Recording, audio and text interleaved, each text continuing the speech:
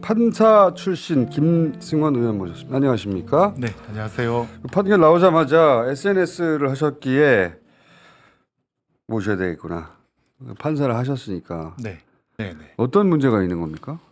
그래서 이번 판결은 저희 사법 역사상 가장 치욕적인 판결 중에 하나로 기록될 것이다라고. 그 정도예요? 예. 그다음에 수원지법에서 저도 형사 재판을 거의 15년 전에 했었죠. 예. 했던 판사로서 부끄럽기까지 한 그런 판결인데요.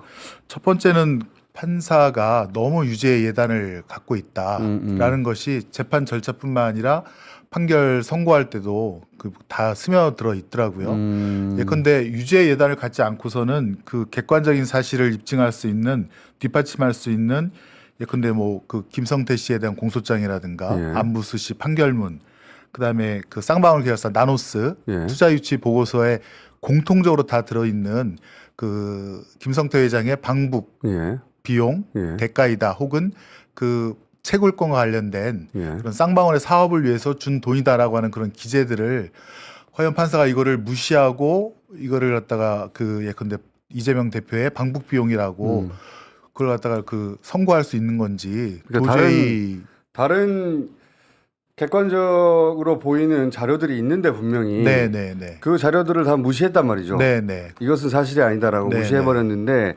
그거는 이제 이화영 부지사는 유죄다.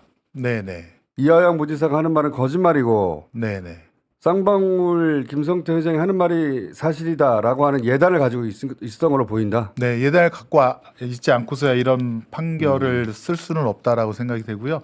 또 어제 그 변호인들이 2019년 5월경에 예. 그 방영철 씨가 민족경제협력국 그 예. 북한과의 네. 서로 이렇게 만남을 갖다가 기록한 쌍방울 보고 내부 자료에 보니까 김성태 회장의 방북을 최우선으로 해서 예. 우리 사업을 진행해야 된다라는 그렇죠. 기재가 있었거든요. 예.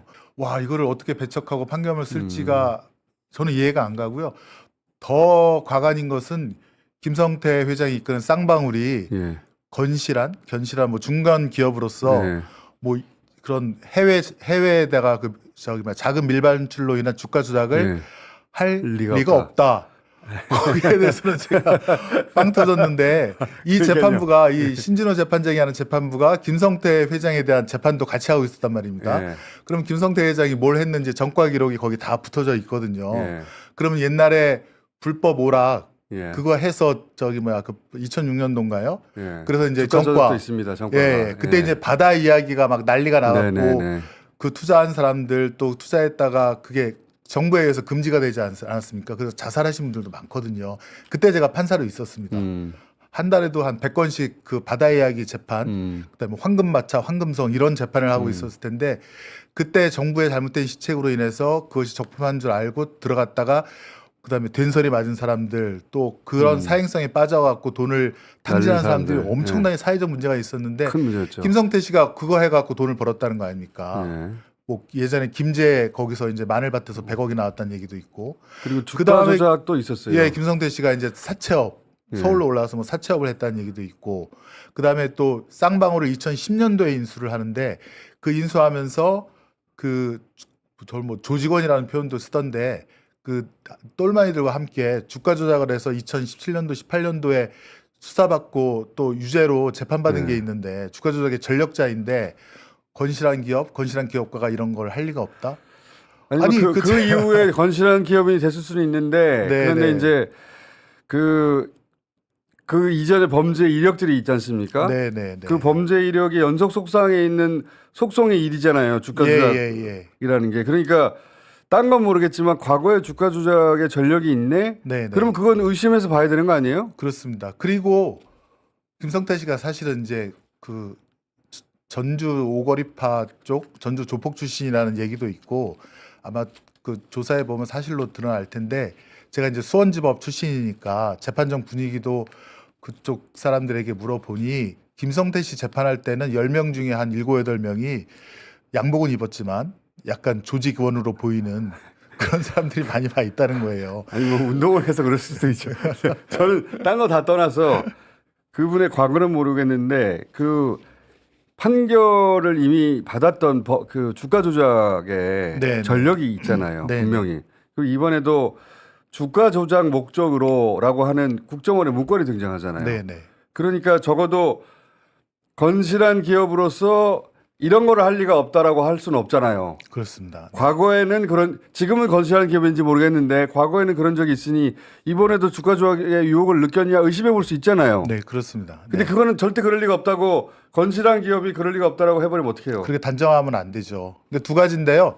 국정원 보고서가 그 2급 비밀 보고 서류입니다. 그러니까 네. 국정원 아주 최고위층만 볼 수 있는 건데 거기 팀장이 그 보고서에 근데 허위 사실이라든가 아니면 오판해서 아니면 조금이라도 자기 저기 잘 보이려고 과장했다는 걸 집어넣었다가 보고했다가 나중에 네. 그것이 잘못이다라고 들통이 나면 예. 그 팀장이라든가 그 라인은 완전히 박살나는 거 아닙니까? 네. 그래서 크로스 체크해갖고 신중하게 해서 올린 건데 예. 그것도 3년이나 추적해가지고. 예, 국가가 공인하는 2급 비밀인데 그거를 판사가 그거 신빙성 없다고 그거는 잘못됐고 사실 아니라고 김성태 회장이 말이 맞다고. 예, 건실한 중견 기업가 그럴 리가 없다라고. 그럼 사실 증언의 신빙성을 보려면 그 증인의 표정이라든가 아 그렇죠. 말을 더듬는가 이런 것들을 다 봐야 되는데 텍스트만으로 알 수가 없죠. 예, 예. 그런 거를 못 보고 다 조서로만 봤다는 거고. 근데 이 판결문은 열람 제한을 해버렸어요. 네, 네. 이거 흔한 경우입니까? 흔한 경우 아니죠. 예, 저도 뭐 처음 보는 경우인데. 이걸 열람을 못 보게 한 거 아니에요? 자기가 판결해놓고 네, 더 재밌는 거는 판사가 그 국정보고서 믿지를 않지 않습니까? 스스로 믿지도 않으면서. 믿지 않는 거를 이거를 왜 아 그러네요. 기밀이라고 하면서 가린다고 하는 거는 제가 이건 뭐지? 믿지도 않은 걸 갖다가 그러면 허위라는 건데 이게 오픈됐다고 해서 또 뭐 다른 언론사에 이미 확보가 된 거고 보도도 된 거고 한데 가린다고 하는 게 뭐야 딴 뜻이 있는 건가?라고 의심할 수밖에 없는 그런 일을 하고 있는 거 아닙니까? 그러니까 법조인 역사상 처음이기도 하고 사법 역사상도 치욕의 판결로 기록될 겁니다. 이거는. 네. 그러니까 판결문의 내용을 모르더라도 이거는 그 판사가 재판장이 얼마나 오만했는가. 나는 다 알고 있어. 결론은 정해졌어. 뭔 일이 있어도 재개하거나 그런 거에 대한 직권조사 안 할 거야. 라고 하는 그런 심리가 얼마나 그 재판 절차에도 선고에도 묻어져 있는지 정말 좀 답답하고 갑갑하고 분노까지 치밀어.